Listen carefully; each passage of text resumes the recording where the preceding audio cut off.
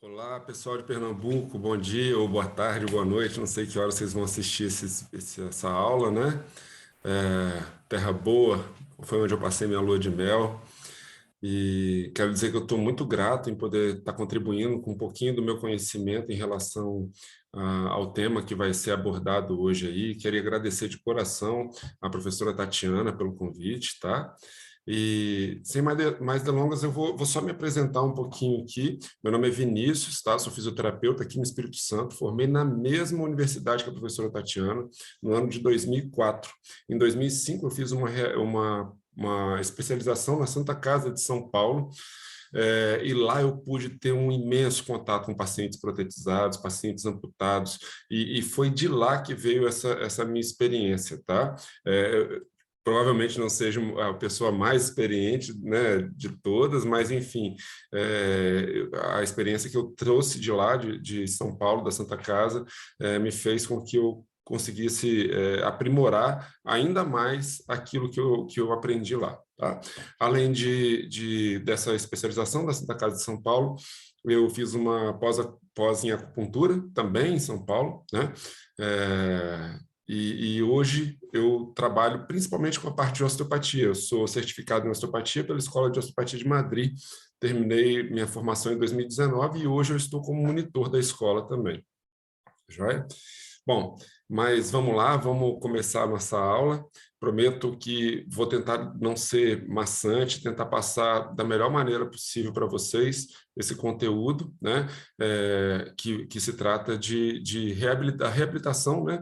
Após a amputação de membro inferior, o que a gente precisa fazer, quais são as diretrizes que a gente precisa ter como base para poder reabilitar o nosso paciente. Vou compartilhar uma tela aqui com vocês, só um minutinho. Isso.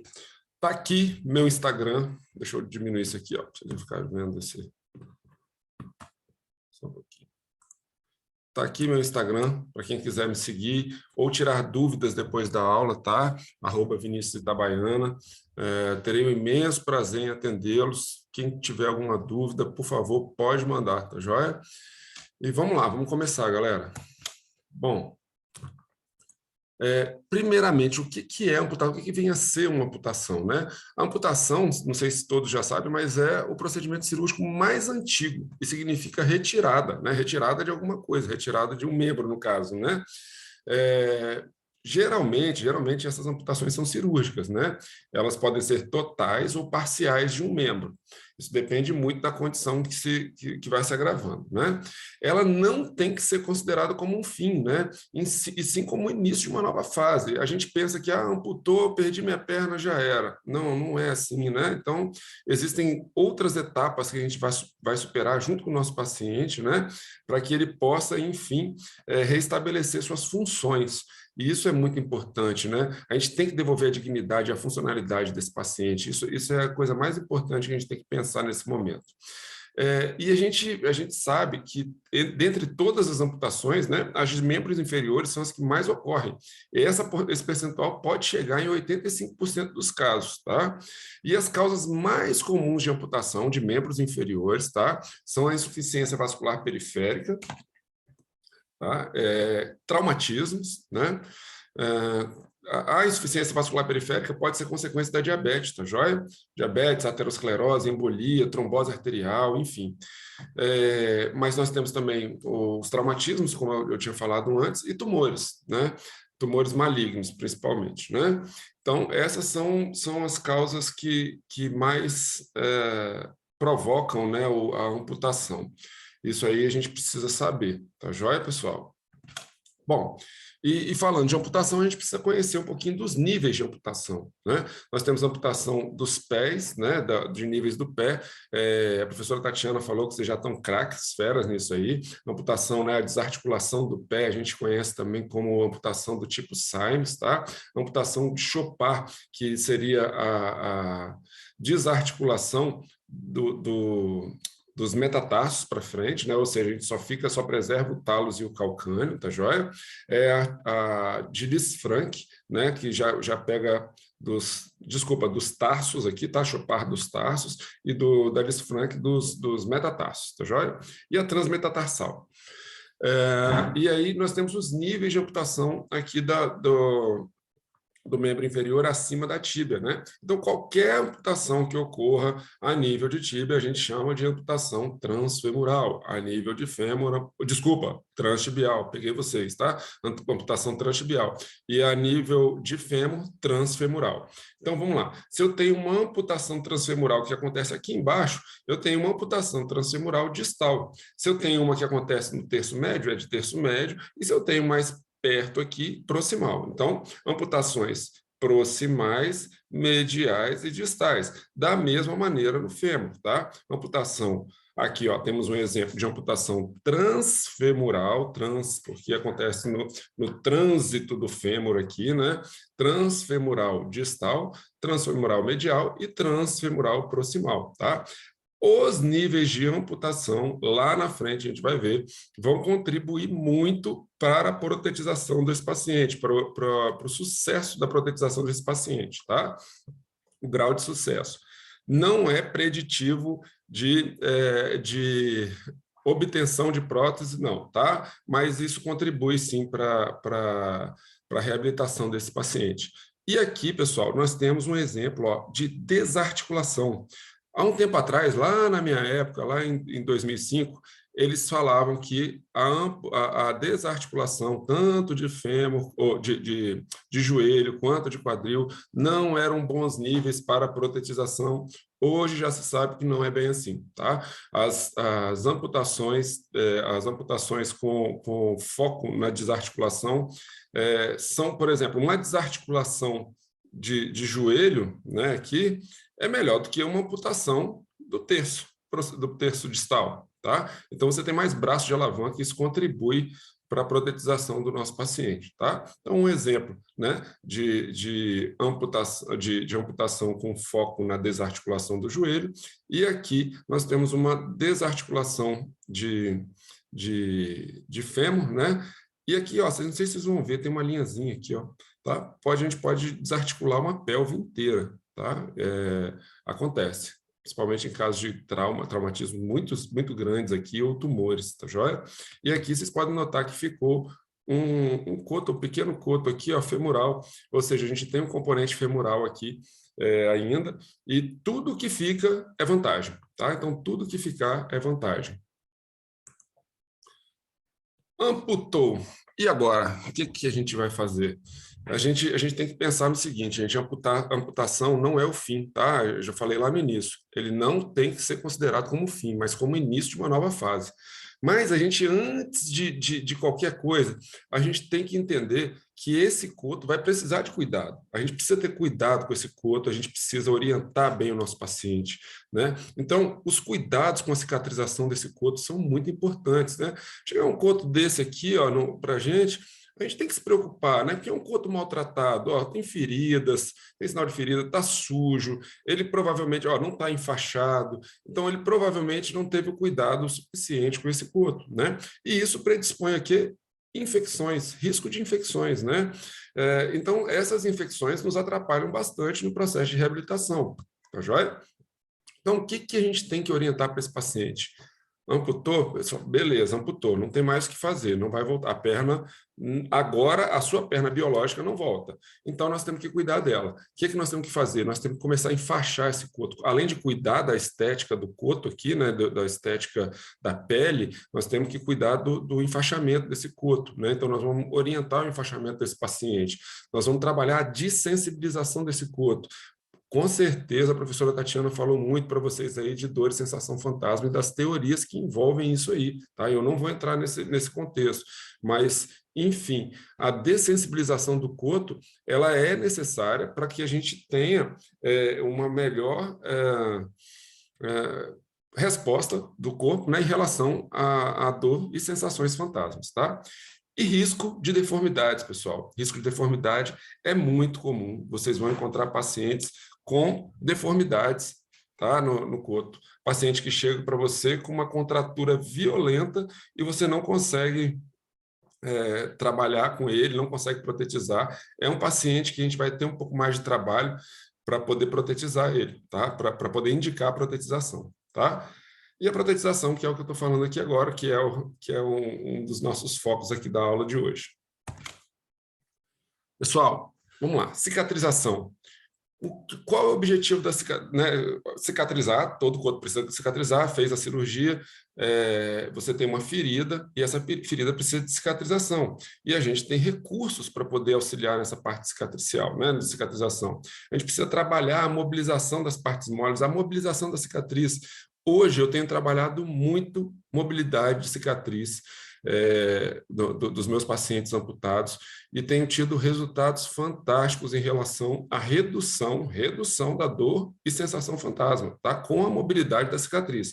É uma mobilização específica, vocês devem ter ouvido falar de massagem Cyriax, de coisa, não é esse tipo de massagem, a gente trabalha mais no âmbito facial, tá? E isso tem uma resposta muito legal, porque a gente, quando o paciente amputa, ele tem uma espécie de sensibilização central, tá? Do sistema nervoso central. E a relação facial com a sensibilização central é muito grande. Então, a gente trabalha técnicas faciais que vão desde o lado do trabalho no coto, né? Com objetivando a cicatriz, tá? Mas também regiões mais proximais, tá bom? Trabalhando a inervação, tudo isso. E a laser terapia, tá? Então, a laser terapia é um aliado fortíssimo nesse processo cicatricial do paciente. Enfaixamento compressivo. Enfaixamento compressivo é talvez a coisa mais importante para a gente orientar e fazer no nosso paciente, tá? Claro, a fisioterapia, isso tudo, gente, de responsabilidade do fisioterapeuta, tá? Mas o paciente também tem que levar isso para casa, ele tem que aprender a fazer. Então, nós temos o dever, a obrigação de ensinar para o nosso paciente a se enfaixar. Isso é muito importante, tá?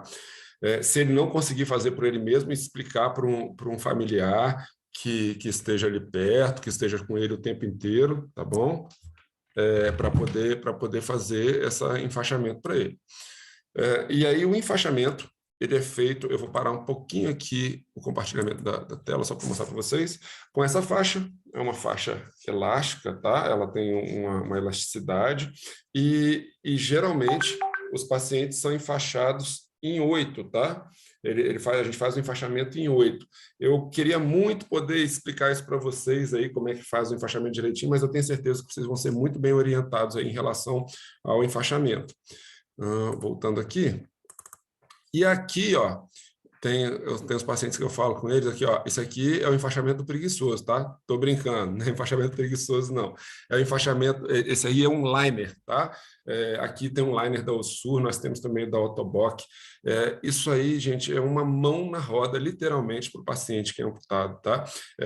Dá um conforto, ele é feito de silicone, ele tem um tecido aqui que envolve ele, eu não vou saber dizer qual é o tecido, tá? Não é neoprene, mas é um outro tecido que dá uma sensação de conforto muito grande para o paciente, tá joia?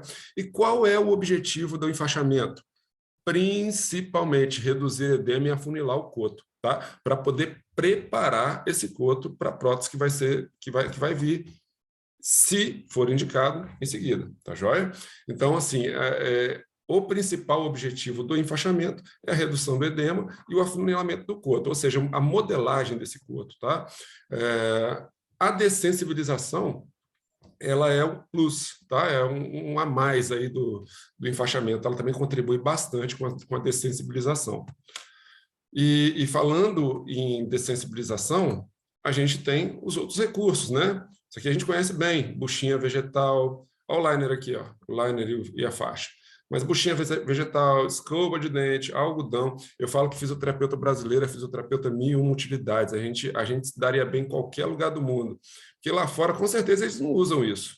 Não usam. Usa isso aqui, ó. Isso aqui, laser também é muito bom para desensibilizar. Aí chega a gente lá com um algodãozinho, uma escova de dente, uma bucha vegetal, e desculpa a palavra, a gente faz miséria, né? A gente consegue fazer com que esse paciente tenha os mesmos resultados do cara que usa o melhor dessensibilizador que existe no mundo. Tá já? Então, a dessensibilização focando principalmente em dor e sensação fantasma, tá? Principalmente, mas a gente tem outras situações também.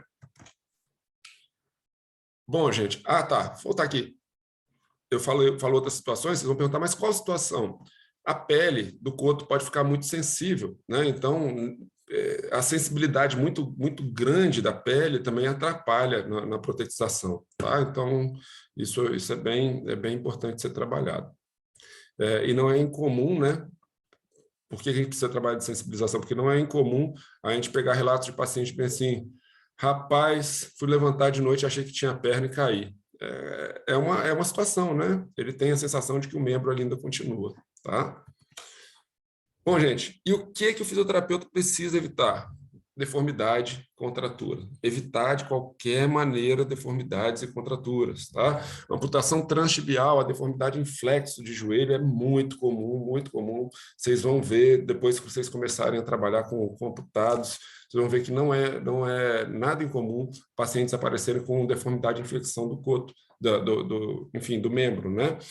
E isso é chato para trabalhar, gente. É chato porque o paciente sente dor, está ali deformado, e o paciente está ansioso para receber a prótese. Aí você fala: olha, meu amigo, não tem como a gente protetizar enquanto você estiver com o joelho desse jeito, tá? Então, evitar.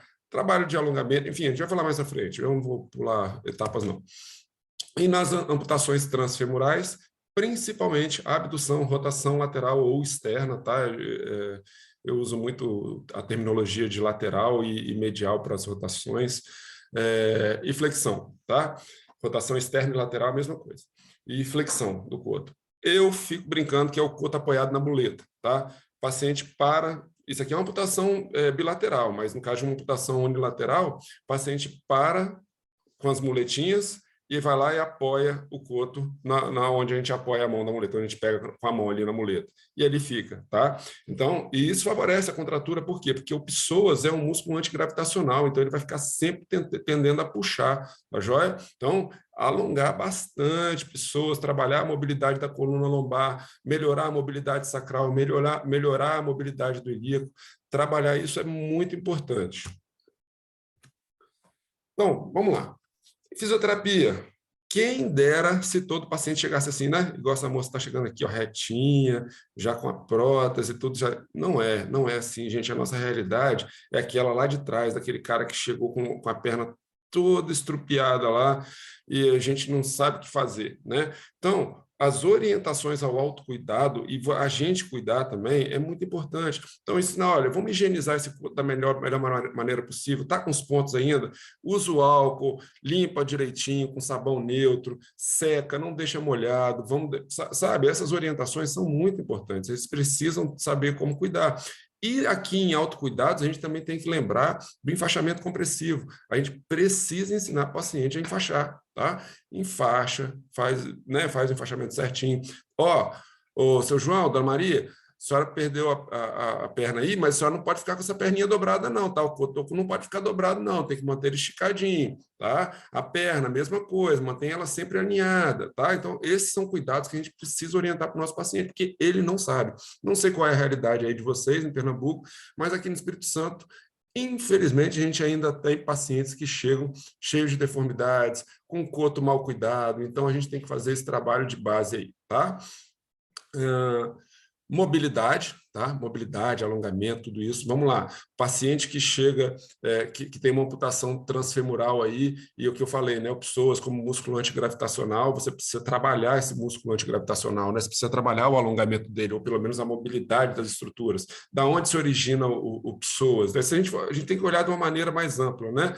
Se origina ali dos processos transversos das vértebras lombares. Ah, beleza. Então, eu posso trabalhar a lombar também, Vinícius? Pode, com certeza, deve trabalhar a lombar do seu paciente. É importantíssimo trabalhar a mobilidade dessas regiões. Ah, mas o quê? A gente tem um pilar diafragmático ali. Vamos trabalhar o diafragma também, melhorar essa mobilidade. Então, a gente tem que pensar no paciente como um todo, né? Não, porque ele perdeu a perna, acabou, né? Não, só vou trabalhar a perna. Não, vamos pensar num contexto geral, né? E aí a gente tem a parte da inervação também. Então, quando a gente trabalha a mobilidade, as estruturas articulares ali da coluna vertebral, nós estamos trabalhando diretamente a inervação daquele membro, tá? Então, isso é muito importante. Pessoal, observar alteração quanto à perimetria, inflamação ou infecção. A gente vai fazer alguma coisa, se a perna desse homem começar, da Dona Maria, do seu João, começar a inchar, ficou vermelha, ixi, tem prurido, Eu vou fazer alguma coisa? Não, eu vou orientar o retorno ao médico. A gente tem que ver para ver se a gente não tem uma infecção aí, né, em andamento. Então, isso é preciso orientar, tá? Fortalecimento importantíssimo. Fortalecer a musculatura que estabiliza o quadril, que estabiliza a região lombar, isso é muito importante. Esse paciente precisa de força para adquirir equilíbrio e propriocepção, né? Sem o equilíbrio e sem a propriocepção, dificilmente esse paciente vai evoluir para a prótese, tá? Então, isso aí. Aí, vamos lá. Fizemos todo esse trabalho com o meu paciente está lá redondinho, está tudo certinho. Só que eu pergunto para ele assim, e aí, seu João, quer protetizar? Vamos embora protetizar? Ele provavelmente vai responder que sim, porque todo paciente quer ter, né, a, a prótese para poder se sentir realmente vivo de novo, para ter funcionalidade, para ter dignidade, né, de novo. Ele vai responder que sim, e você vai encaminhar o protético, mas o seu João não se adapta bem à prótese. Por que será que ele não se adapta bem à prótese? Alguma coisa ficou falha nesse trajeto. Será que o seu João realmente precisava de uma prótese? Era a hora do seu João ir para protetizar? Ou será que era o objetivo realmente dele ter uma prótese, por exemplo, para corrida e ele só vai na padaria comprar um pão? Então, a adaptação é muito difícil. E a gente vai falar isso aqui na frente. Ó. Então, a protetização, né? Aqui tem vários modelos de prótese, nós temos próteses das mais simples, né? Aí provavelmente também eles fazem essa distribuição aqui pelo governo, né? As mais modernas, né? As próteses que a gente tem mais, eu, pelo menos, tenho mais contato com esse tipo de prótese aqui e esse aqui. Aqui, atletas, eu tenho poucos, tá? Tenho poucos pacientes atletas, mas eu tenho alguns, tá joia? Mas desenvolvido para paciente que quer um alto nível de atividade física, tá joia? Aqui é um exemplo, ó. Transtibial, transfemoral, distal, transfemoral, provavelmente média, né? E aqui uma desarticulação, provavelmente, tá? Desarticulação de quadril. Bom, era para isso aqui aparecer depois, né? Mas eu sou um zero à esquerda com isso. Vamos lá. Protetização. Então, quais são as perguntas que a gente tem que se fazer em relação à protetização? Por que eu vou protetizar esse paciente? Por que eu vou indicar esse paciente para protetizar? Esse paciente tem condições de se protetizar? Ele realmente está indicado a protetizar? Então, essa é uma pergunta que a gente tem que se fazer, porque se a dona Maria lá tem 90 anos de idade, ela é sedentária, ela perdeu, sei lá, fez uma SAIME, fez uma amputação de SAIME, mas a filha já relata que a mamãe já nem andava. Para que eu vou protetizar uma mulher dessa? Não, né? A gente tem que priorizar algumas coisas. Mas agora, o seu João, ele tem, apesar de ter os 70 anos de idade lá, ele é um cara, ele era atleta, ele tem um alto rendimento em atividade física, ele precisa.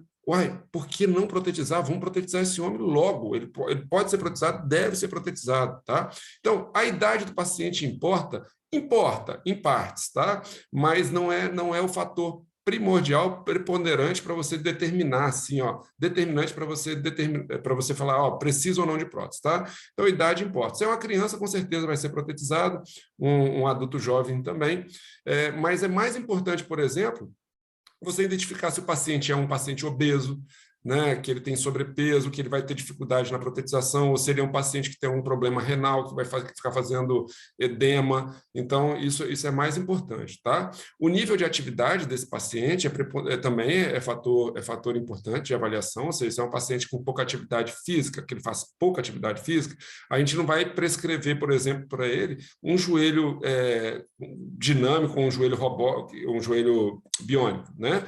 É um paciente com joelho articulado, mas é um joelho que não precisa ser um joelho que aguenta uma corrida, nem nada disso, né? Então, esses joelhos a gente vai recomendar para o paciente que tem esse tipo de pretensão, tá?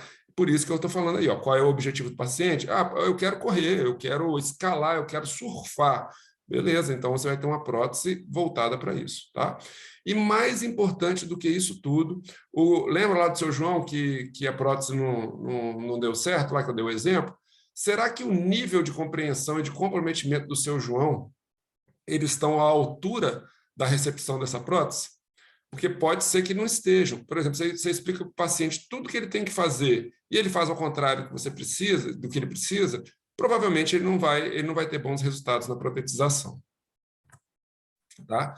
E aqui eu botei como exemplos, né, alguns tipos, né, na protetização, alguns tipos de pé, né? Nós temos pés estéticos. Olha, gente, que perfeição! É perfeito, tá?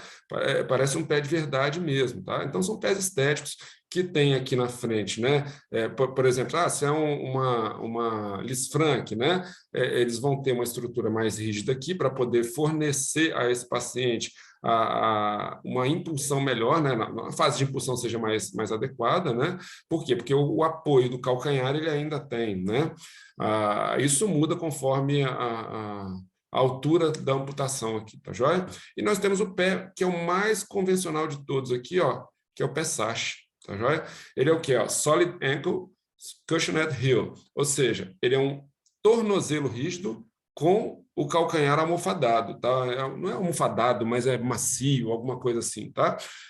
Ou seja, ele fornece um conforto muito grande no apoio, tá? Na fase de apoio, durante a fase de apoio, né? Aqui nós temos uma estrutura mais rígida que pode ser de madeira, tá joia? Pode ser de madeira, que vai favorecer a fase de impulsão, e o tornozelo é rígido, tá joia? Isso favorece bastante a impulsão do pé, ó. E aí nós temos os pés dinâmicos também, tá? Os pés dinâmicos, eles fornecem, além dos movimentos de flexão plantar e dorsal, né, facilitar esses movimentos, eles também ainda favorecem os movimentos de inversão e eversão. Tá? Nós temos também pés... Desculpa, gente. Eu tenho que voltar. Espera aí, que eu não sei nem como é que eu volto nisso. Deixa eu só ver uma coisa aqui.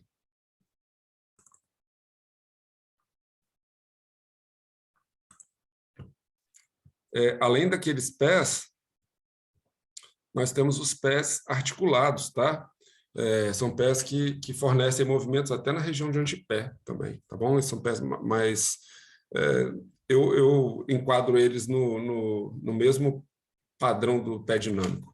Tá? E aí nós temos os pés aqui, ó, os pés voltados para a atividade esportiva, né? Pessoal, me falhou o nome aqui agora, é filete alguma coisa, eu não lembro, mas eu mando depois para vocês, tá? Ele favorece bastante, né? Olha aqui, ele dá uma... paciente que quer correr, né? Então, ele dá uma fase de impulsão muito legal para o paciente que quer correr, tá? E aqui nós temos o pé biônico, né? Não é um pé para atividade física, não é isso, tá? Mas ele é um pé para pessoas com atividade moderada, né? É muito perfeito. Se você não olhar bem, você não sabe que que não tem um pé ali, tá? Porque ele desempenha todas as fases com muita desenvoltura. Então, nas amputações transtibiais, né, e nas transfemorais também, gente, os encaixes atualmente são feitos assim, ó, em resina sintética, tá? E os demais componentes, os joelhos, tá? Isso eu estou falando para o outro, né? O joelho, a haste da perna, tudo isso são feitos em duralumínio e titânio, tá? A grande diferença das amputações transtibiais, né, para as transfemorais, claro, é o nível de amputação, mas aqui o apoio da transtibial é nos côndilos femorais, tá joia? Alguns têm apoio aqui no tendão patelar, tá? Mas não são todos. No caso de uma desarticulação do joelho, você precisa de um apoio mais baixo aqui para a patela, tá joia? Mas isso é outra coisa. Então, a adaptação do paciente é muito mais tranquila no caso de amputação transfemoral. Geralmente são pacientes que evoluem com marcha muito mais rápido, né? Quando a gente compara com amputações tibial com a transfemoral. E na amputação transfemoral, de novo, encaixe, resina sintética, tá? De mais componentes em duralumínio e titânio. E aqui é só um exemplo, né? Que a prótese ela pode ter o apoio isquiático. Olha aqui, ó, o apoio trocanteriano também, tá? Para evitar uma adução extrema, né? Um Trendelenburg muito grande, eles colocam esse apoio aqui no trocânter, tá? e aí isso aqui é um encaixe quadrilátero também, mas enfim, com apoio esquiático, e aqui um apoio total, lá na outra pelve, tá? Então, ele faz um apoio total lá do lado da outra pelve, precisa de cintas para poder segurar isso aqui. E os joelhos, né? Os joelhos, eles são indicados de acordo com o nível de atividade desse paciente, tá? Se é um paciente sedentário que usa, por exemplo, um caso de desarticulação lá do quadril, né? E ele tem baixo nível de compreensão ou baixo nível de atividade física, eles podem recomendar joelhos que são bloqueados. São aqueles joelhos, na realidade, eles não movimentam, né? Bloqueados ou autobloqueantes, ou seja, aqueles que você tem que puxar uma travinha para ele poder dobrar, né? Ou seja, o paciente vai sentar, ele puxa a travinha, o joelho dobra, tá joia? Então, são joelhos que são mais indicados para pessoa com nível de atividade menos intensa. E já os joelhos dinâmicos, né, eles são voltados para pessoas com atividades, com nível de atividade, nível de comprometimento e capacidade maior, né? Assim, capacidade física, capacidade de entendimento maior, né? Então, são os joelhos dinâmicos. Vamos lá. Dentro desses joelhos dinâmicos aqui, antigamente se dividia lá, nós temos o joelho. Não sou decoreba, não consigo decorar, eu não trabalho o tempo inteiro com órtese e prótese, então, assim, eu não tenho essas noções, tá, gente? Mas na minha época tinha lá, minha época, eu sou bem velho, tá? Mas tinha lá 3R80, 3R60, enfim, tem um monte de denominação, mas eram marcas, eram joelhos da Ottobock, que produzia lá, e eles davam esses nomes, tá? Na época de faculdade, eu tive que decorar esses nomes aí, mas hoje eu não sei mais nenhum, não. É só a gente pensar, é um joelho para um paciente que precisa de um nível de atividade maior, ele tem que ser um joelho dinâmico, tá? Pelo menos dinâmico. Desculpa, a gente está chegando uma mensagem aqui, mas não se incomoda não, tá? E temos também esses aqui, ó, que são fantásticos, joelhos biônicos, né? Eu, certa vez, vou parar um pouquinho aqui a compartilhamento, só para contar para vocês. Certa vez, em 2006, eu estive num congresso da Ottobock lá em Valinhos, Campinas, e lá, além de um corredor, né, de um atleta da Ottobock, tinha um camarada que tinha um joelho biônico, chamado Cileg, da Ottobock, né? E a gente foi perguntando para ele, eu achei fantástico, porque ele falou assim, por exemplo, eu danço, ele falou, eu sou dançarino, né? Eu gosto muito de dançar, e eu escalo, ele fazia escalada, rapel, se eu não me engano, né, que ele fazia.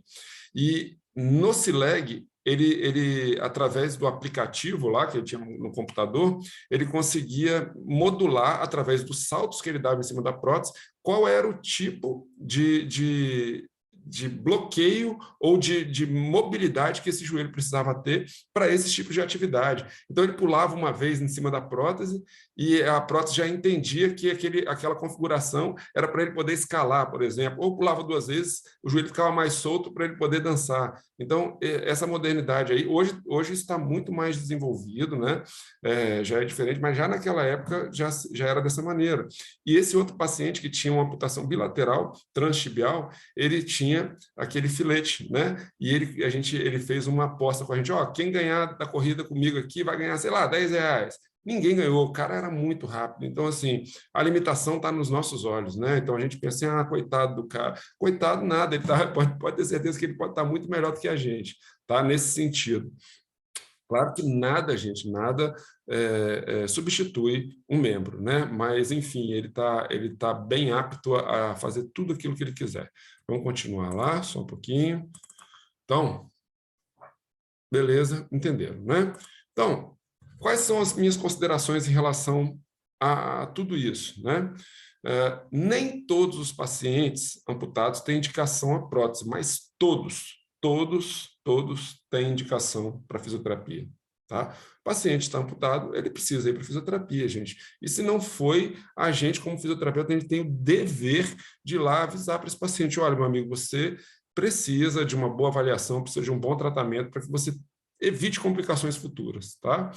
Por isso, gente, ó, eu digo para todo mundo, antes do tratamento, uma avaliação bem feita diminui qualquer anseio do paciente em relação à protetização e aumenta o grau de confiabilidade do tratamento. Se você estabelece com o seu paciente tudo aquilo que precisa ser feito e você expõe para ele todo o seu conhecimento, sem medo de errar, você pode ter certeza que o tratamento vai correr da melhor maneira possível, tá?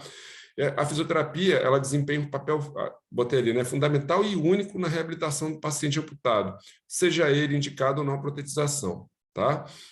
Então, a gente precisa ter esse comprometimento com o nosso paciente em relação a essas questões, né? E a gente vai, com certeza absoluta, ter um ótimo resultado, tá? Tenha certeza que você vai sempre somar na vida do seu paciente, né? Botei a vida, não, somar na vida do seu paciente. A gente sempre soma, gente.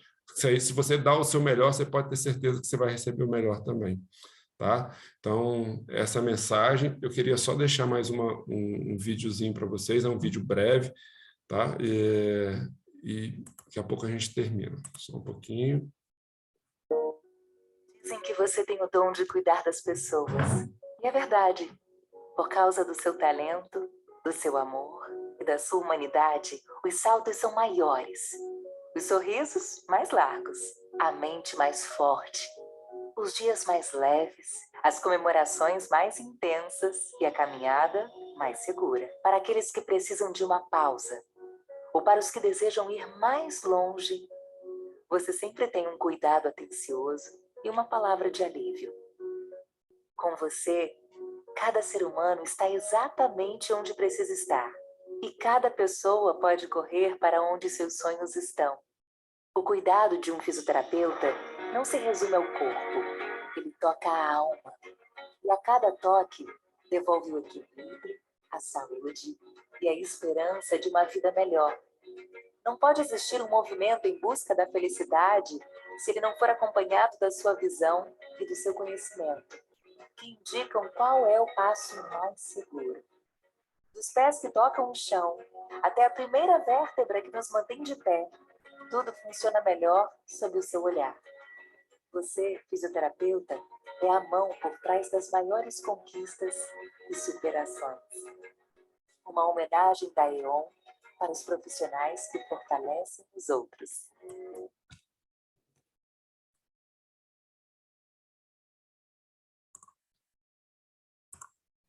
É isso aí, pessoal.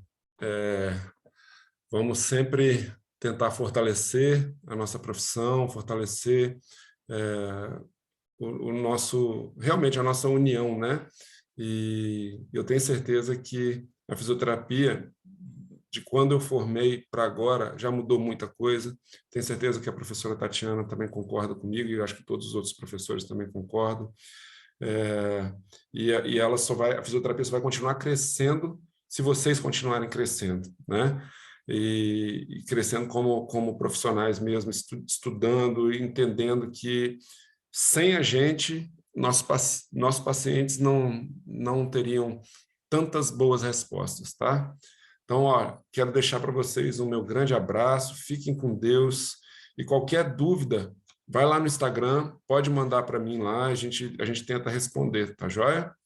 Grande abraço, até logo.